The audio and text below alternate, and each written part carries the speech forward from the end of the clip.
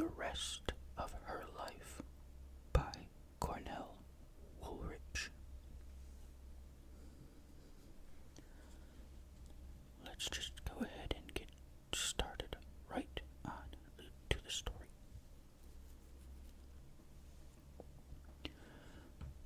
Cornell George Hopley Woolrich, 1903 to 1968, was born in New York City, but divided his early years between Latin America and Mexico with his father, and New York with his Manhattan socialite mother. While still an undergraduate at Columbia University, he wrote his first novel, a romance, Cover Charge, in 1926. Another romantic novel, Children of the Ritz, 1927, quickly followed, and it won a $10,000 prize jointly offered by College Humor magazine and First National Pictures, which filmed it in 1929. Four more romantic novels, favorably compared to F. Scott Fitzgerald, followed. Woolrich had also begun to write short stories, and his first mystery was published in 1934. Most of his subsequent work, more than 200 stories and 16 novels, was in that genre. A reclusive alcoholic, he rarely left his hotel room for the last 3 decades of his life. Arguably the greatest suspense writer of the 20th century, Woolrich, under his own name and the pseudonyms William Irish and George Hopley, was able to construct plots that stretched credulity, especially in their dependence on coincidence, yet relentlessly gripped readers.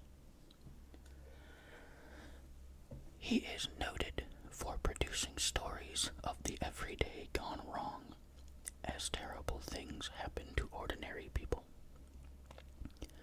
More than 20 of his novels and stories were filmed, including The Leopard Man in 1943, based on Black Alibi in 1942, directed by Jacques Tourneur. Phantom Lady in 1944, directed by Robert Siodmak. Rear Window 1954, based on It Had to Be Murder and directed by Alfred Hitchcock. And The Bride Wore Black in 1967, directed by Francois Truffaut. More true of the literary works than the motion pictures, since Hollywood preferred happy endings, Woolrich was able to heighten suspense by being totally unpredictable, with readers never knowing if the suspense would be relieved or if it would be worse than the tale when the tale was ended. For the Rest of Her Life, the last Woolrich story published during his lifetime, first appeared in the May 1968 issue of Ellery Queen's Mystery Magazine, and was first collected in his Angels of Darkness in 1978. It was made into a 2-hour television movie in West Germany in 1974, directed and adapted for the screen by Rainer Werner Fassbinder. Okay, this is For the Rest of Her Life by Cornell Woolrich. Their eyes met in Rome. On a street in Rome, the Via Piemonte. He was coming down it, coming along toward her when she first saw him. She didn't know it, but he was also coming into her life, into her destiny, bringing what was meant to be. Every life is a mystery. is a mystery. But it is not what happens that is the mystery. It is whether it has to happen no matter what. Whether it is ordered and ordained, fixed and fated, or whether it can be missed, avoided, circumvented, passed by. That is the mystery. If she had not come along the Via Piemonte that day, would it still have happened? If she had come along the Via Piemonte that day, but 10 minutes later than she did, would it still have happened? Therein lies the real mystery, and no one ever knows, and no one ever will. As their eyes met, they held, for just a heartbeat. He wasn't cheap. He wasn't sidewalk riffraff. His clothes were good clothes, and his air was a good air. He was a personable-looking man. First your eye said, he's not young anymore. He's not a boy anymore. Then your eye said, but he's not old. There was something of youth hovering over and about him, and yet refusing to land in any one particular place. As though it were about to take off and leave him. Yet not quite that either. More as though it had never fully been there in the first place. In short, the impression it was agelessness. Not young, not old, not callow, not mature, but ageless. 36 looking 56, or 56 looking 36, but which it was you could not say. Their eyes met and held for just a heartbeat. Then they passed one another by on the Via Piemonte, but without any turn of their heads to prolong the look. I wonder who that was, she thought. What he thought couldn't be known, at least not by her. 3 nights later they met again at a party the friend she was staying with took her to. He came over to her and she said, I've seen you before. I passed you on Monday on the Via Piemonte at about 4 in the afternoon.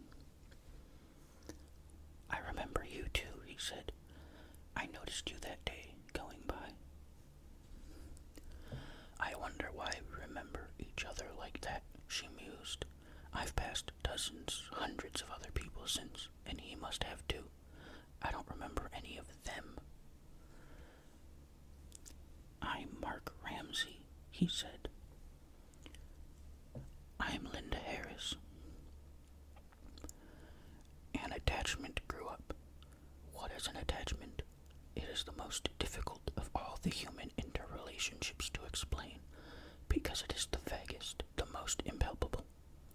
It has all the good points of love and none of its drawbacks. No jealousy, no quarrels, no greed to possess, no fear of losing possession, no hatred, which is very much a part of love, no surge of passion, and no hangover afterward. It never reaches the heights, and it never reaches the depths. As a rule, it comes on subtly, as theirs did. As a rule, the two involved are not even aware of it at first, as they were not. As a rule, it only becomes noticeable when it is interrupted in some way, or broken off by circumstances, as theirs was. In other words, its presence only becomes known in its absence. It is only missed after it stops. While it is still going on, little thought is given to it, because little thought needs to be. It is pleasant to meet. It is pleasant to be together. To put your shopping packages down on a little wire-bagged chair at a little table at a sidewalk cafe, and sit down and have a vermouth with someone who has been waiting there for you, and will be waiting there again tomorrow afternoon. Same time, same table, same sidewalk cafe. or to watch Italian youth going through the gyrations of the latest dance craze in some inexpensive indigenous night place, while you, who come from the country where the dance originated, only get up to do a sedate foxtrot. It is even pleasant to part, because this simply means preparing the way for the next meeting. One long, continuous being together, even in a love affair, might make the thing wilt. In an attachment, it would surely kill the thing off altogether. But to meet, to part, then to meet again in a few days, keeps the thing going, encourages it to flower. And yet it requires a certain amount of vanity, as love does, a desire to please, to look one's best, to elicit compliments. It inspires a certain amount of flirtation, for the two are of opposite sex. A wink of understanding over the rim of a raised glass, a low-voiced confidential aside about something, and the smile of intimacy that answers it, a small impromptu gift, a necktie on the one part because of an accidental spill on the one he was wearing, or of a small bunch of flowers on the other part because of the color of the dress she has on. So it goes. And suddenly they part, and suddenly there's a void, and suddenly they discover they have had an attachment. Rome passed into the past and became New York. Now, if they had never come together again, or only after a long time and in different circumstances, then the attachment would have faded and died. But if they suddenly do come together again, while the sharp sting of missing one another is still smarting, then the attachment will revive full force, full strength. But never again as merely an attachment. It has to go on from there. It has to build, to pick up speed. And sometimes it is so glad to be brought back again that it makes the mistake of thinking it is love. She was thinking of him at the moment the phone rang, and that helped too, by its immediacy, by its telephonic answer to her wistful wish of remembrance. Memory is a mirage that fools the heart. You'll never guess what I'm holding in my hand right while I'm talking to you. I picked it up only a moment ago, and just as I was standing and looking at it, the phone rang. Isn't that the strangest thing? Do you remember the day we stopped in and you bought it? I have a little one-room apartment on East 70th Street. I'm by myself now. Dorothy stayed on in Rome. A couple of months later, they were married.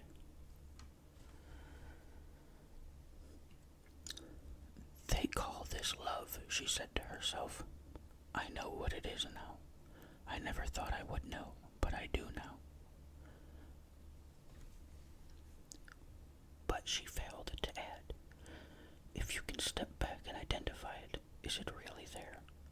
Shouldn't you be unable to know what the whole thing's about? Just blindly clutch and hold in fear that it will get away, but unable to stop, to think, to give it any name.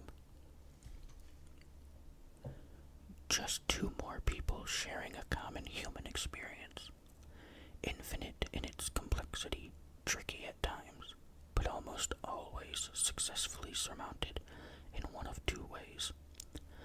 Either blandly content with the results as they are, or else vaguely discontent but chained by habit.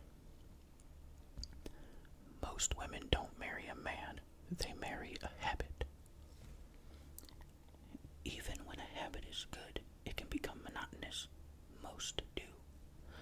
When it is bad, in just the average degree, it usually becomes no more than a nuisance and an irritant, and most do. But when it is darkly, starkly evil in the deepest sense of the word, then it can truly become a hell on earth. Theirs seemed to fall midway between the first two for just a little while. Then it started veering over slowly toward the last. Very slowly at the start, but very steadily.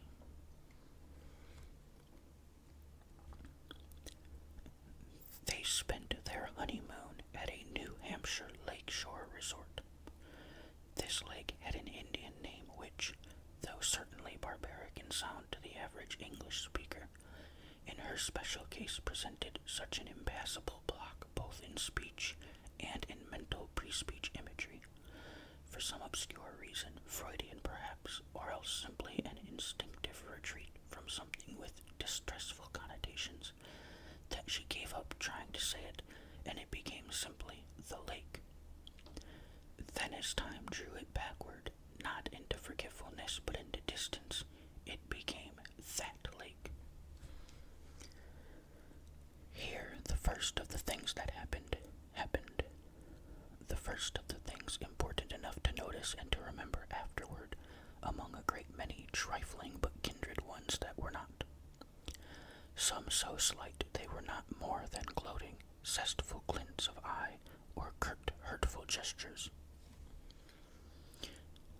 Once he accidentally poured a spurt of scalding tea on the back of a waitress's wrist, by not waiting long enough for the waitress to withdraw her hand in setting the cup down, and by turning his head momentarily the other way. The waitress yelped, and he apologized, but he showed his teeth as he did so, and you don't show your teeth in remorse. One morning when she woke up, he had already dressed and gone out of the room. They had a beautifully situated front view of rooms which overlooked the lake itself, the bridal suite as a matter of fact, and when she went to the window she saw him out there on the white-painted little pier which jutted out into the water on knock-kneed piles. He'd put on a turtleneck sweater instead of a coat and shirt, and that over his spare figure, with the shoreward breeze alternately lifting and then flattening his hair, made him look younger than when he was close by. A ripple of the old attraction, of the old attachment, coursed through her and then was quickly gone. Just like the breeze out there. The little sidewalk cafe chairs of Rome with the braided wire backs and the piles of parcels on them. Where were they now? Gone forever. They couldn't enchant anymore. The lake water was dark blue, pebbly surfaced by the insistent breeze that kept sweeping it like the strokes of invisible broom straws, and mottled with gold flecks that were like floating freckles in the 9 o'clock September sunshine. There was a little boy in bathing trunks, tanned as a caramel, sitting on the side of the pier, dangling his legs above the water. She'd noticed him about in recent days, and there was his dog, a noisy, friendly, ungainly little mite, a Scotch terrier that was under everyone's feet all the time. The boy was throwing a stick in, and the dog was splashing after it, retrieving it, and paddling back, over and over, with that tirelessness and simplicity of interest peculiar to all small boys and their dogs. Off to one side, a man was bringing up one of the motorboats that were for rent, for Mark to take out. She could hear him in it for a while after that, making a long slashing ellipse around the lake, the din of its vibration alternately soaring and lulling as it passed from the far side to the near, and then back to the far side again. Then it cut off suddenly, and when she went back to look, it was rocking there sheepishly engineless. The boy was weeping, and the dog lay huddled dead on the lake rim, strangled by the boiling backwash of the boat that had dragged it, how many times, around and around in its sweep of the lake. The dog's collar had become snagged some way in a line with a grappling hook attached, left carelessly loose over the side of the boat, or aimed and pitched over as the boat went slashing by. The line trailed limp now, and the lifeless dog had been detached from it. "If you'd only looked back," the boy's mother said ruefully to Mark. "He was a good swimmer, but I guess the strain was too much and his little heart gave out." "He did look. He did. I saw him," the boy screamed, agonized, peering accusingly from in back of her skirt. The spray was in the way, Mark refuted instantly. she wondered why he said it so quickly. Shouldn't he have taken a moment's time to think about it first and then say, the spray must have been, or I guess maybe the spray? But he said it as quickly as though he'd been ready to say it even before the need had arisen. Everyone, for some reason, acted furtively ashamed, as if something unclean had happened. Everyone but the boy, of course. There were no adult nuances to his pain. The boy would eventually forget his dog. But would she? Would she? They left the lake. The farewells to Mark were a bit on the cool side, she noticed, and moved into a large rambling country house in the Berkshire region of Massachusetts, not far from Pittsfield, which he told her had been in his family for almost 75 years.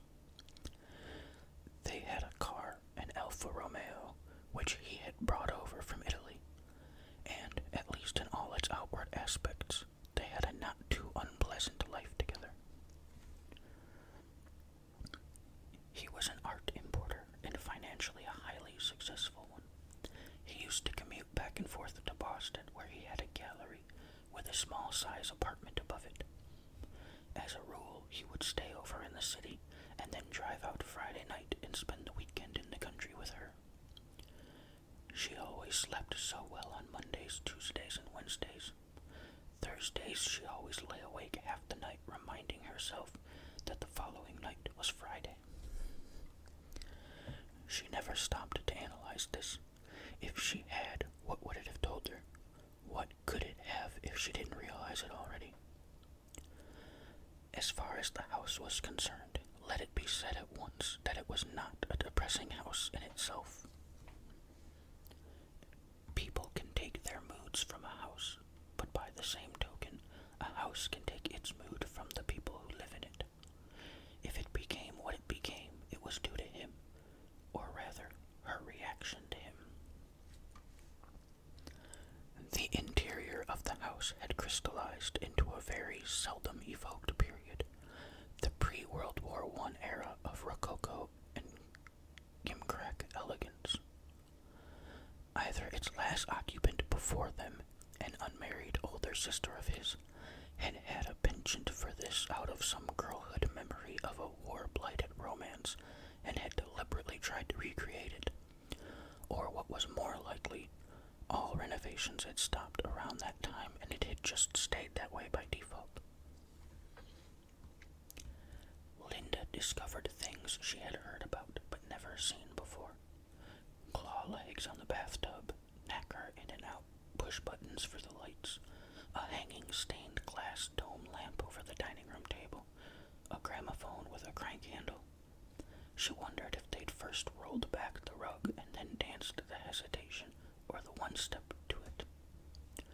The whole house, inside and out, cried out to have women in the straight-up-and-down, endlessly long tunics of 1913, with side puffs of hair over their ears, in patent leather shoes with beige suede tops, up to the middle of the calf, suddenly step out of some of the rooms, and in front of the door, instead of his slender-bodied, bullet-fast Italian compact, perhaps a four-cornered Chalmers, or Pierce Arrow, or Hubmobile, shaking all over to the beat of its motor.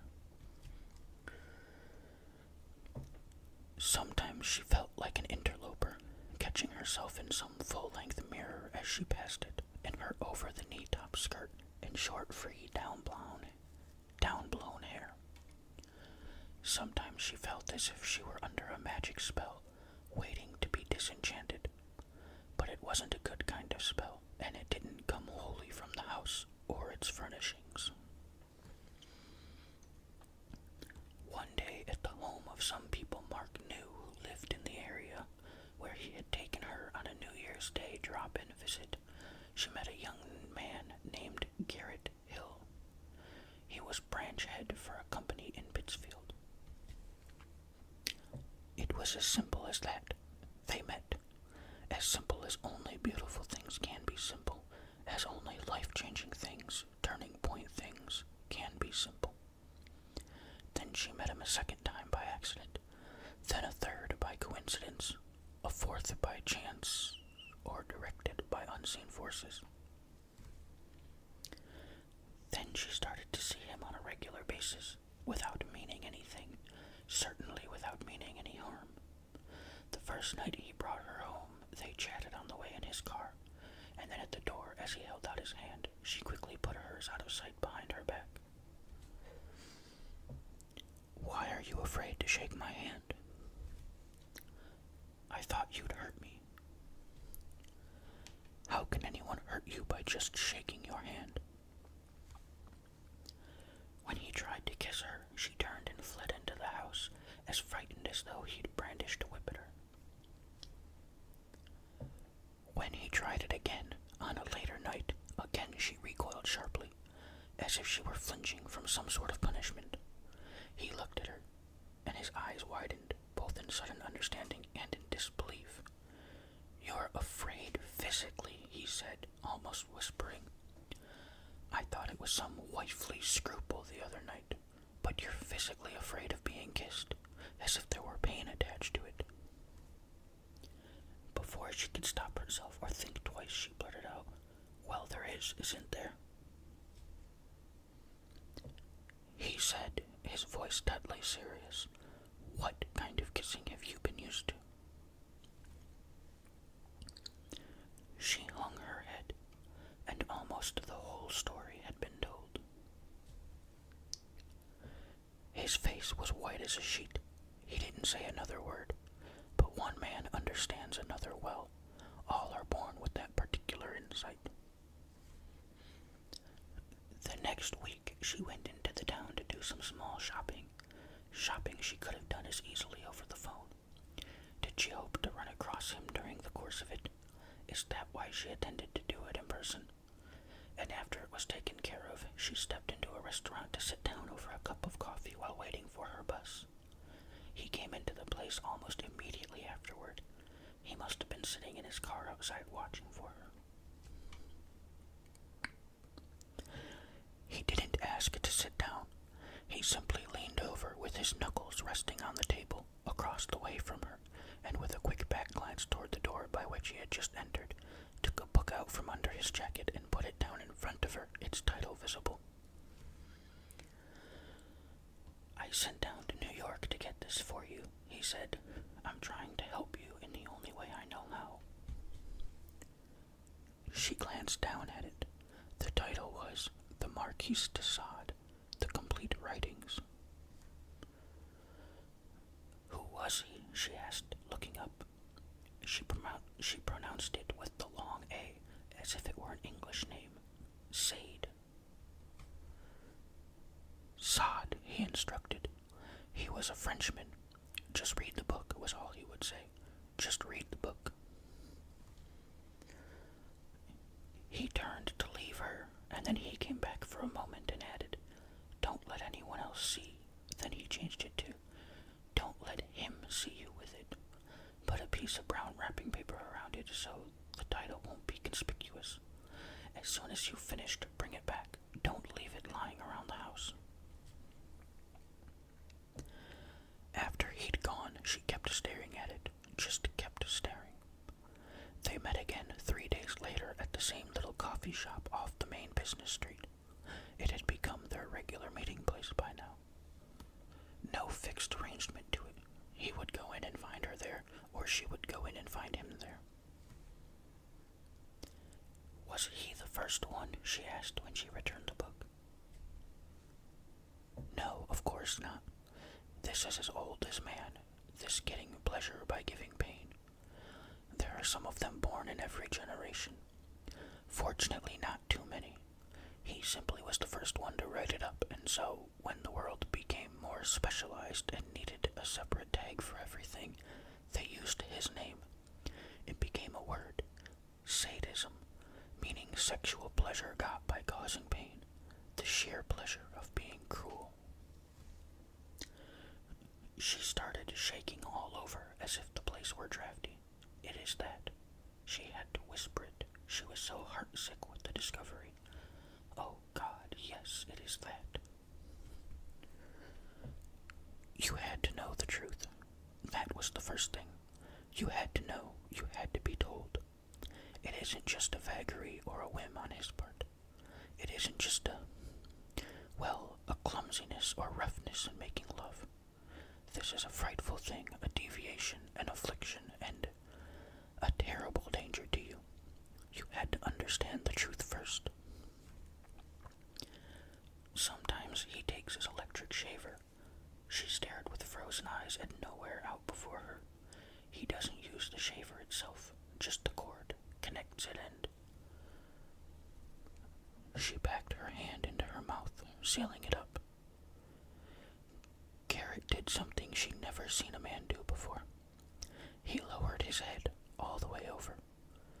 Not just onto his chest, but all the way down until his chin was resting on the tabletop.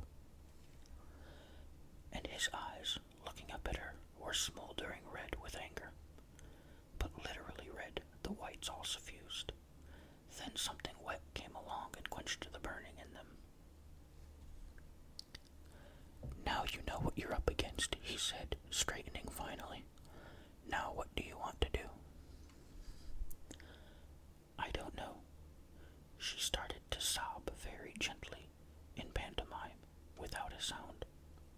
He got up and stood beside her and held her head pressed against him.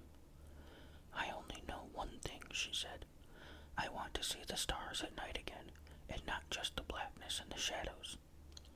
I want to wake up in the morning as if it was my right, and not have to say a prayer of thanks that I lived through the night. I want to be able to tell myself there won't be another night like the last one. The fear Mark had put into her had seeped and oozed into all parts of her. She not only feared fear, she even feared rescue from fear. I don't want to make a move that's too sudden, she said in a smothered voice. I'll be standing by when you want to and when you do. And on that note, they left each other for one more time.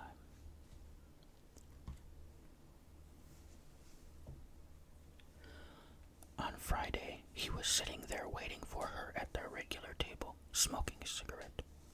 And another layout in the ashtray finished, and another, and another. She came up behind him and touched him briefly but warmly on the shoulder, as if she were afraid to trust herself to speak. He turned and greeted her animatedly. Don't tell me you've been in there that long. I thought you hadn't come in yet. I've been sitting out here 20 minutes watching the door for you. Then when she sat down opposite him and he got a good look at her face, he quickly sobered. I couldn't help it. I broke down in there. I couldn't come out any sooner. I didn't want everyone in the place to see me the way I was. She was still shaking, irrepressibly from the aftermath of long continued sobs. Here, have one of these, he offered soothingly. May make you feel better. He held out his cigarettes toward her. No, she protested sharply. When she looked down and saw what it was, she recoiled so violently that her whole chair bounced a little across the floor. He saw the back of her hand go to the upper part of her breast in an unconscious gesture of protection, of warding off. His face turned white when he understood the implication. White with anger, with revulsion. So that's it, he breathed softly. My God, oh my God. They sat on for a long while after that, both looking down without saying anything. What was there to say? 2 little cups of black coffee had arrived by now, just as an excuse for them to stay there. Finally, he raised his head, looked at her, and put words to what he'd been thinking. You can't go back anymore, not even once. You're out of the house and away from it now, so you've got to stay out. You can't go near it again, not even one more time. One more night, maybe one night too many. He'll kill you one of those nights. He will, even if he doesn't mean to. What to him is just a thrill and excitement will take away about that. You've got to think about that. I have already, she admitted, often. You don't want to go to the police. I am ashamed. She covered her eyes reluctantly with her hand for a moment. I know I'm not the one who should be, he's the one, but I am nevertheless. I couldn't bear to tell it to an outsider, to put it on record, to file a complaint. It's so intimate. Like taking off all your clothes in public. I can hardly bring myself even to have you know about it. And I haven't told you everything. Not everything. He gave her a shake of the head, as though he knew. If I try to hide out in Pittsfield, he'll find me sooner or later. It's not that big a place, and come after me and force me to come back, and either way there'll be a scandal, and I don't want that. I couldn't stand that. The newspapers.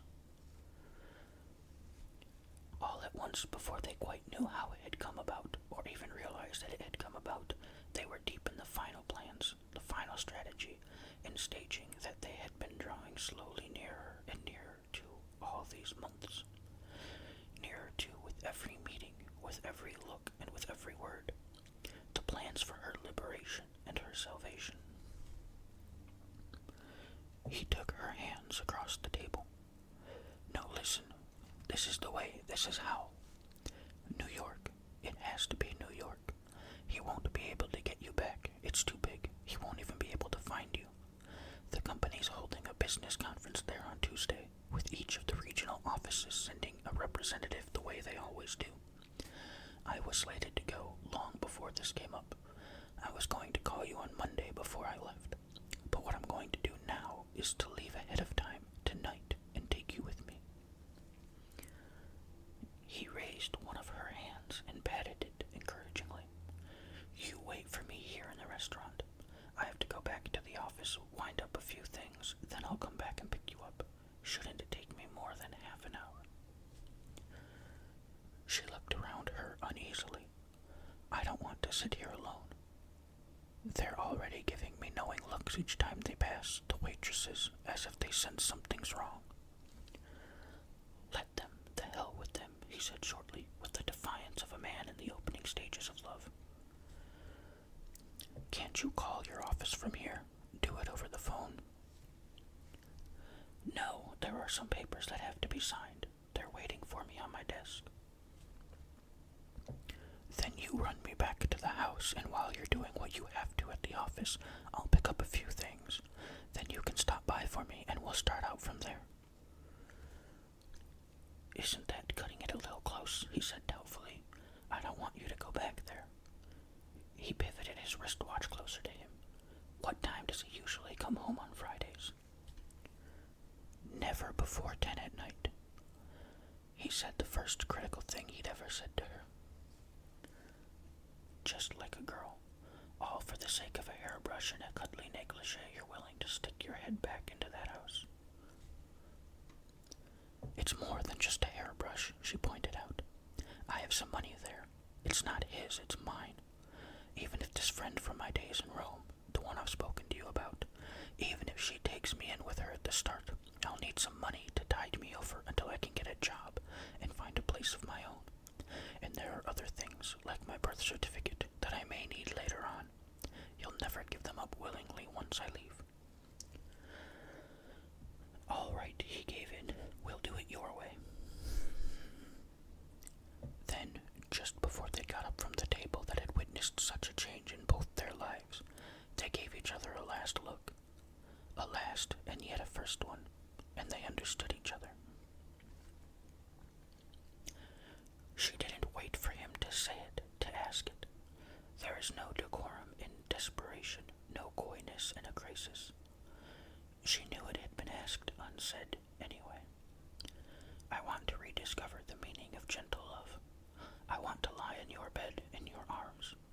I want to be your wife. He took hold of her left hand, raised the third finger, stripped off the wedding band, and in its place firmly guided downward a massive fraternity ring that had been on his own hand until that very moment. Heavy, ungainly, much too large for her, and yet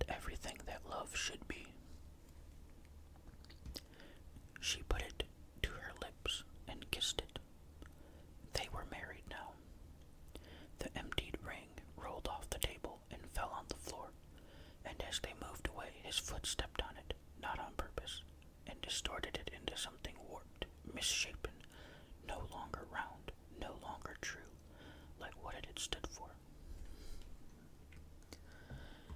He drove her back out to the house and dropped her off at the door, and they parted almost in silence, so complete was their understanding by now.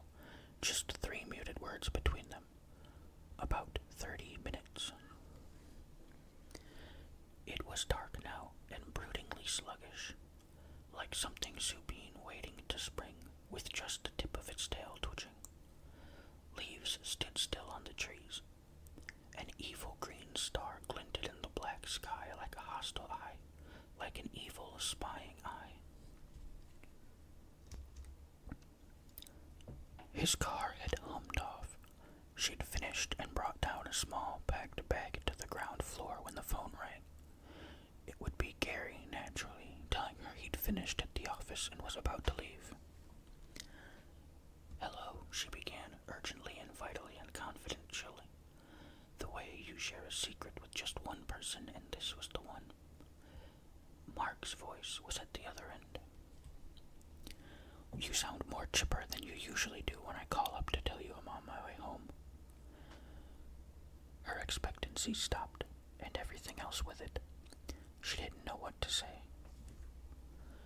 "Do I?" And then, "Oh, I see. Did you have a good day?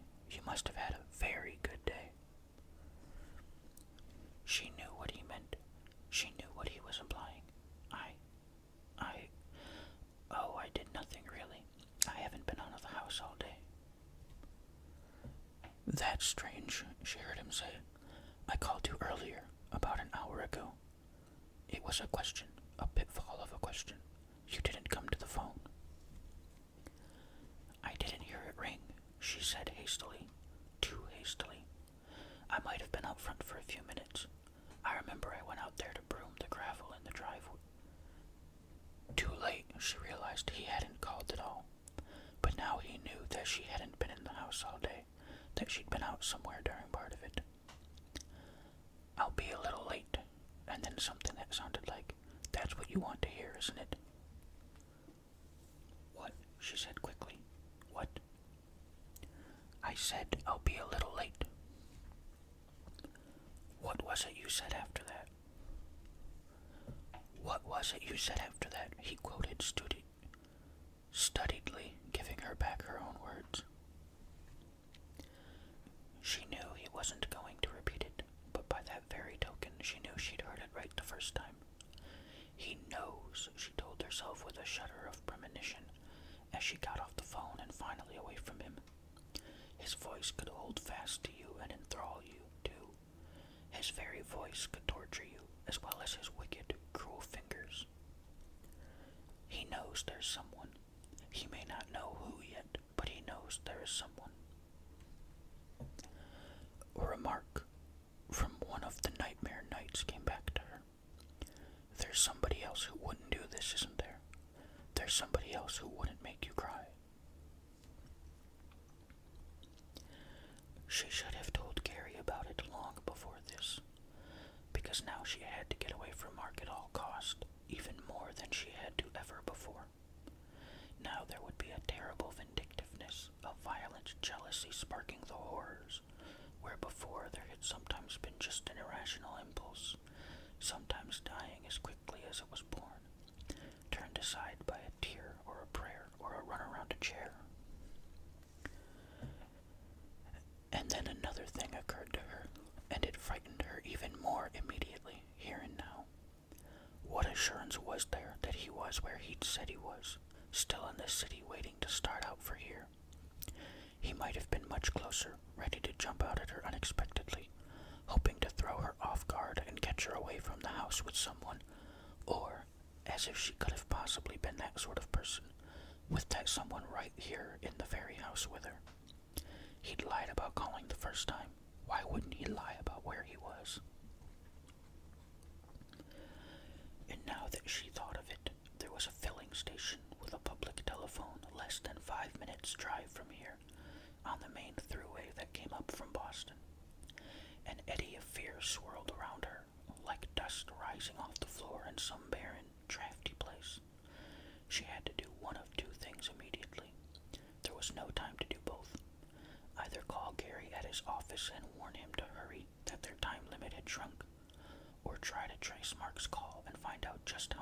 margin of safety still left to them. She chose the latter course, which was the mistake one to choose. Long before she'd been able to identify the filling station exactly for the information operator to get its number, the whole thing had become academic. There was a slither and shuffle on the gravel outside, and a car, someone's car, had come to a stop in front of the house.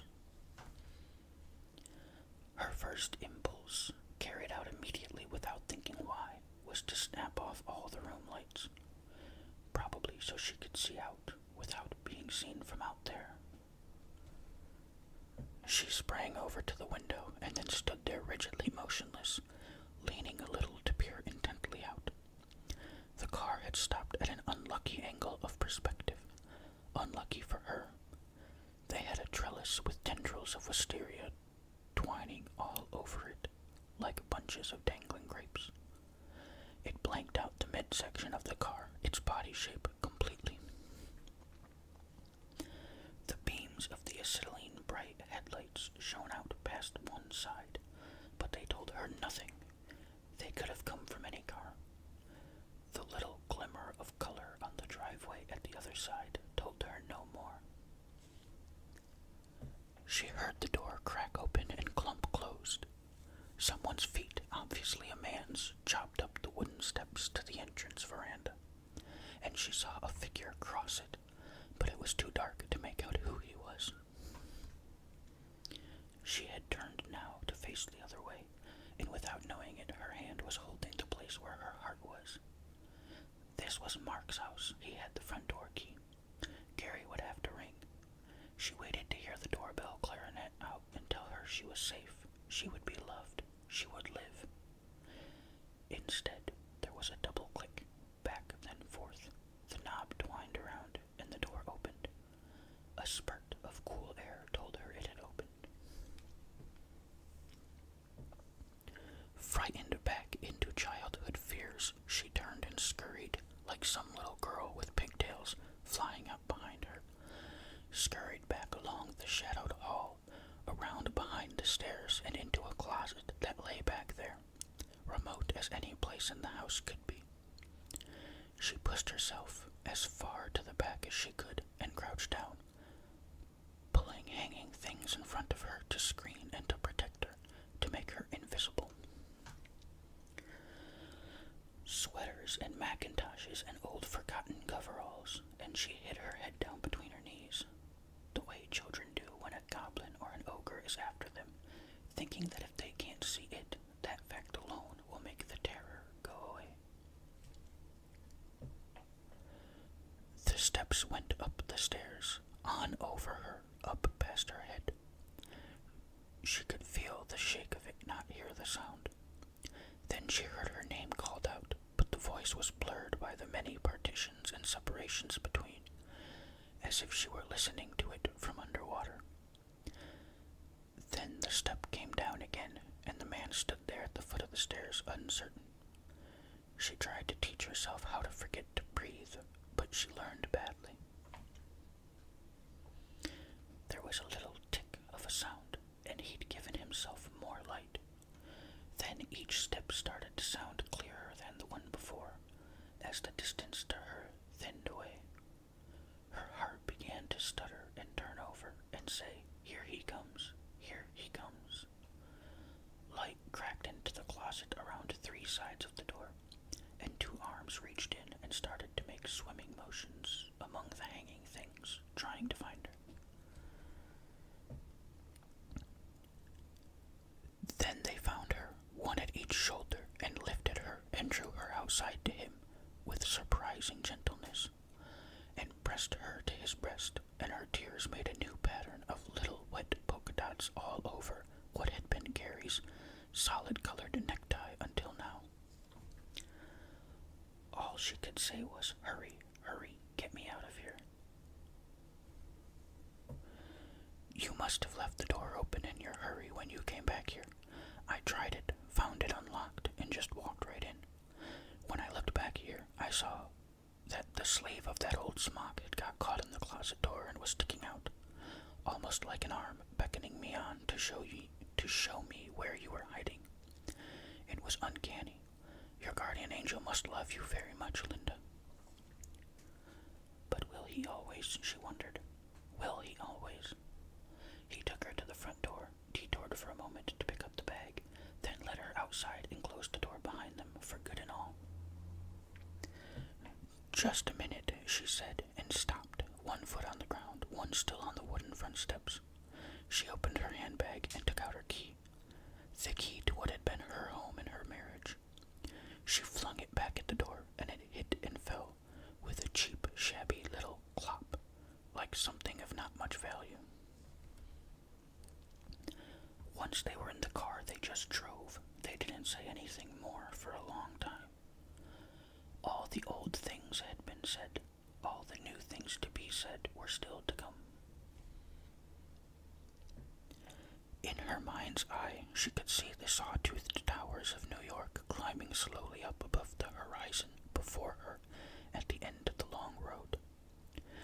Shimmering there, iridescent, opalescent, rainbows of chrome and glass and hope, like Jerusalem, like Mecca, or some other holy spot, beckoning, offering heaven.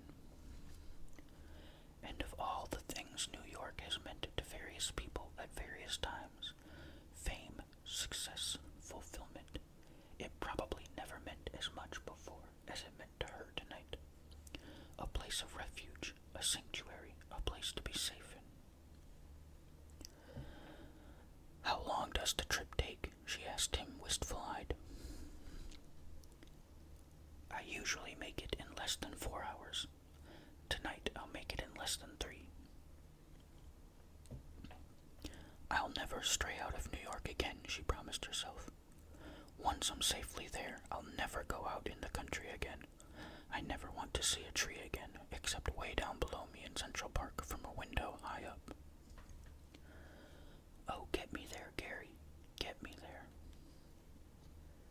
I'll get you there, Gary promised, like any new bridegroom, and bent to kiss the hand she had placed over his on the wheel. 2 car headlights from the opposite direction hissed by them, like parallel tracer bullets going so fast they seemed to swirl around rather than undulate with the road's flaws. She purposely waited a moment, then said in a curiously surreptitious voice, as though it shouldn't be mentioned too loudly, "Did you see that?" All he answered, non-committally, was, That was the Italian compact. You couldn't tell what it was, he said, trying to distract her from her fear. Went by too fast. I know it too well. I recognized it. Again, she waited a moment, as though afraid to make the movement she was about to. Then she turned and looked back, staring hard and steadily into the funneling darkness behind them. 2 backlights had flattened out into a bar, an ingot. Suddenly this flashed to the other side of the road, then reversed, then like a ghastly scimitar chopping down all the tree trunks in sight, the headlights reappeared, rounded out into 2 spheres, gleaming, small, but coming back after them. I told you, it's turned and doubled back. He was still trying to keep her from panic. May have nothing to do with us. May not be the same car we saw go by just now. It is. Why would he make a complete about turn like that in the middle of nowhere? There's no intersection or side road back there. We haven't passed one for miles. She looked again. They keep coming, and they already look bigger than when they started back. I think they're gaining on us. He said, with an unconcern that he didn't feel. Then we'll have to put a stop to that. They burst into greater velocity, with a surge like a forward billow of air. She looked, and she looked again. Finally, to keep from turning so constantly, she got up on the seat on the point of one knee and faced backward, her hair pouring forward all around her, jumping with an electricity that was really speed. Stay down, he warned. You're liable to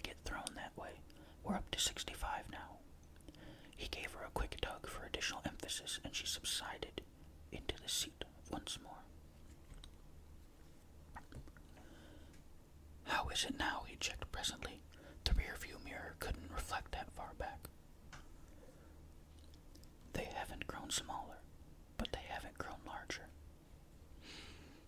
We've stabilized then, he translated. Dead heat. Then after another while and another look, wait a minute, she said, and suddenly on a note of breath holding hope. Then, no, she mourned quickly afterward. For a minute I thought, but they're back again. It was only a dip in the road. They hang on like leeches, can't seem to shake them off, she complained in a fretful voice, as though talking to herself. Why don't they go away? Why don't they? Another look, and he could sense the sudden stiffening of her body. They're getting bigger. I know I'm not mistaken. He could see that too. They were finally peering into the rearview mirror for the first time. They'd go offside, then they'd come back in again. In his irritation, he took one hand off the wheel, long enough to give the mirror a backhand slap that moved it out of focus altogether. Suppose I stop, get out, and face him when he comes up, and we have it out here and now. What can he do? I'm younger. I can outslug him. Her refusal to consent was an outright scream of protest. All her fears and all her aversion were in it. All right, he said, then we'll run him into the ground if we have to. She covered her face with both hands, not at the speed they were making, but at the futility of it. They sure build good cars in Torino, damn them to hell, he swore in angry frustration. She uncovered and looked. The headlights were closer than before. She began to lose control of herself. Oh, this is like every nightmare I ever had when I was a little girl. When something was chasing me and I couldn't get away from it. Only now there'll be no waking up in the nick of time. Stop that, he shouted at her. Stop it. It only makes it worse. It doesn't help. I think I can feel his breath blowing down the back of my neck. He looked at her briefly, but she could tell by the look on his face he hadn't been able to make out what she'd said. Streaks of wet that were not tears were coursing down his face in uneven lengths. My necktie, he called out to her suddenly, and raised his chin to show her what he meant. She reached over, careful not to place herself in front of him, and pulled the knot down until it was loose. Then she freed the buttonhole from the top button of his shirt. A long curve in the road cut them off for a while from those eyes, those unrelenting eyes behind them. Then the curve ended, and the eyes came back again. It was worse somehow, after they'd been gone like that, than when they remained steadily in sight the whole time. He holds on and holds on and holds on, like a mad dog with his teeth locked into you. He's a mad dog, all right. All pretense of composure had long since left him. He was lividly angry at not being able to win the race, to shake the pursuer off. She was mortally frightened. The long-sustained tension of the speed duel, which seemed to have been going on for hours, compounded her fears, raised them at last to the pitch of hysteria. Their car swerved erratically. The two outer wheels jogged briefly over marginal stones and roots that felt as if they were as big as boulders and logs. He flung his chest forward across the wheel as if it were something alive that he was desperately trying to hold down. Then the car recovered, came back to the road, straightened out safely again with a guttural shudder of its rear axle. Don't, he warned her tautly in the short-lived lull before they picked up hissing momentum again. Don't grab me like that again. It went right through the shoulder of my jacket.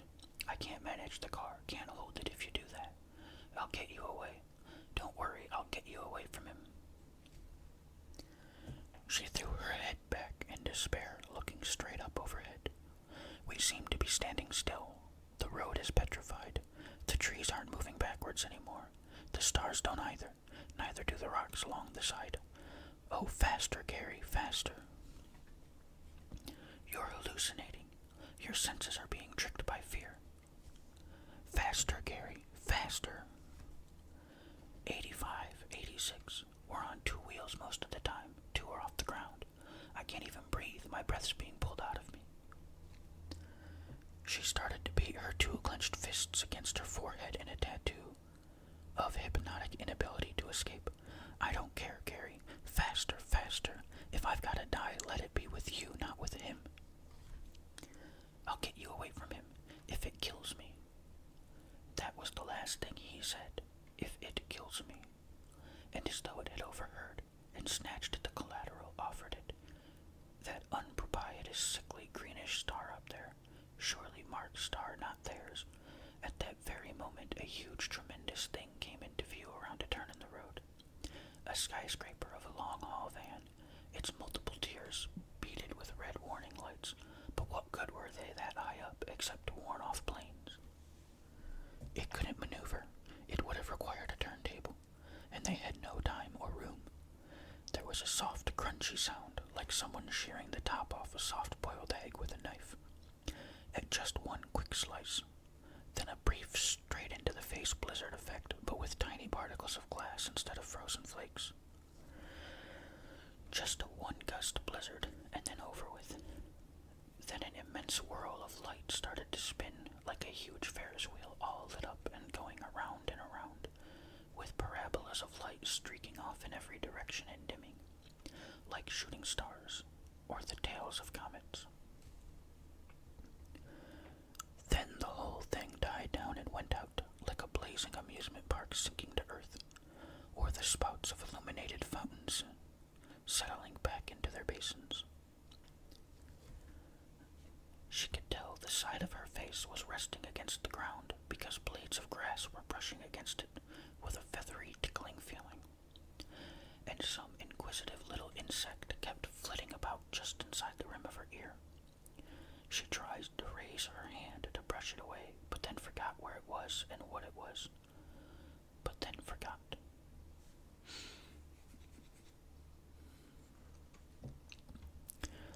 When they picked her up at last, more out of this world than in it, all her senses gone except for reflex actions, her lips were still quivering with the unspoken sounds of, "Faster, Gary, faster, take me away." Then the long nights that were also days in the hospital, and the long blanks that were also nights. Needles and angled glass rods to suck water through. Needles and curious enamel wedges slid under your middle. Needles and needles and needles and needles, like swarms of persistent mosquitoes with unbreakable drills.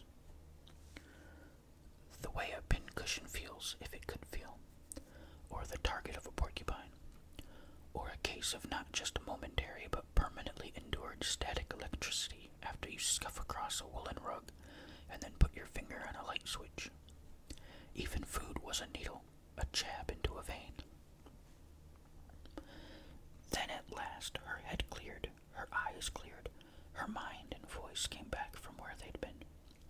Each day she became a little stronger, and each day became a little longer, until they were back for good as ever before. Life came back into her lungs and heart. She could feel it there, the swift current of it, moving again, eager again. Sun again, sky again, rain and pain and love and hope again, life again, the beautiful thing called life. Each day they propped her up in a chair for a little while, close beside the bed, for each day, for a little while longer. Then at last she asked, after many starts that she could never finish, "Why doesn't Gary come to me? Doesn't he know I've been hurt?" "Gary can't come to you," the nurse answered, and then in the way that you whip off a bandage that is adhered to a wound fast in order to make the pain that much shorter than it would be if you lingeringly edged it off a little at a time, then the nurse quickly told her, "Gary won't come back to you anymore." The black tears, so many of them, such a rain of them, blotted out the light and brought on the darkness. Then the light was back again, and no more tears, just, "Gary won't come to you anymore." Now the silent words were, "Not so fast, Gary, not so fast. You've left me behind and I've lost my way." Then, in a little while, she asked the nurse, "Why don't you ever let me get up from this chair? I'm better now. I eat well. The strength has come back to my arms, my hands, my fingers. My whole body feels strong. Shouldn't I be allowed to move around and exercise a little, to stand up and take a few steps?" "The doctor will tell you about that," the nurse said evasively. The doctor came in later and he told her about it. Bluntly, in the modern way, without subterfuges and without false hopes. The kind, the sensible, the straight-from-the-shoulder modern way. "Now listen to me. The world is a beautiful world, and life is a beautiful life. In this beautiful world, everything is comparative. Luck is comparative. You could have come out of it stone blind from the shattered glass, with both your eyes gone. You could have come out of it minus an arm, crushed and having to be taken off. You could have come out of it with your face hideously scarred, wearing a repulsive mask for the rest of your life that would make people sicken and turn away. You could have come out of it dead as someone else did. Who is to say you are lucky? Who is to say you are not? You have come out of it beautiful of face. You have come out of it keen and sensitive of mind, a mind with all the precision and delicate adjustment of the works inside a fine Swiss watch. A mind that not only thinks, but feels. You have come out of it with a strong, brave, youthful heart that will carry you through for half a century yet, come what may." But she looked at him with eyes that didn't fear. "You will never again take a single step for all the rest of your life. You are hopelessly, irreparably paralyzed from the waist down. Surgery, everything has been tried, except this. Now you know, and so now be brave." I will be," she said trustfully. "I'll learn a craft of some kind that will occupy my days and earn me a living. Perhaps you can find a nursing home for me at the start until I get adjusted, and then maybe later I can find a little place all to myself and manage there on my own. There are such places with ramps instead of stairs." He smiled deprecatingly at her oversight. "All that won't be necessary. You're forgetting. There is someone who will look after you well. You'll be in good, capable hands. Your husband is coming to take you home with him today." Her scream was like the death cry of a wounded animal, so strident, so unbelievable that in the stillness of its aftermath could be heard the slithering and rustling of people looking out the other wardroom doors. Along the corridor, nurses and ambulatory patients asking one another what that terrified cry had been and where it had come from. 2 cc's of him, and hurry," the doctor instructed the nurse tautly. "It's just a reaction from what she's been through. This sometimes happens. Going home happiness becomes hysteria." The wet kiss of alcohol on her arm, then the needle again. The needle meant to be kind. One of them patted her on the head and said, "You'll be all right now." A tear came to the corner of her eyes and just lay there, unable to retreat, unable to fall. Myopically, she watched them dress her and put her in her chair. Her mind remained awake, but everything was downgraded in intensity. The will to struggle had become reluctance. Fear had become unease. She still knew there was cause to scream, but the distance had become too great. The message had too far to travel. Through lazy, contracting pupils, she looked over and saw Mark standing in the doorway, talking to the doctor, shaking the nurse's hand and leaving something behind in it for which she smiled her thanks. Then he went around in back of her wheelchair with a phantom breath for a kiss to the top of her head, and started to slide it toward the door that was being held open for the two of them. He tipped the front of the chair ever so slightly, careful to avoid the least jar or impact or roughness, as if determined that she reach her destination with him in impeccable condition, unmarked and unmarred. And as she craned her neck and looked up overhead and then around and into his his face, backward. The unspoken message was so plain in his shining eyes, and in the grim grin he showed his teeth in, that though he didn't say it aloud, there was no need to. It reached from his mind into hers without sound or the need of sound, just as surely as though he had said it aloud. Now I've got you. Now he had her for the rest of her life. Alright, that's the end of the story. This video is a bit longer, but I didn't want to cut this one into 2 parts. That was my first time reading it, but while I was reading it, and I knew how long it would be, I did look ahead at how many pages it was, but while I was reading it, I just decided I didn't want to break it into 2 parts. I wanted it to all get done in one. I was hoping I could finish it in under an hour, and it's obviously just a bit past an hour, but oh well. You guys just get an extra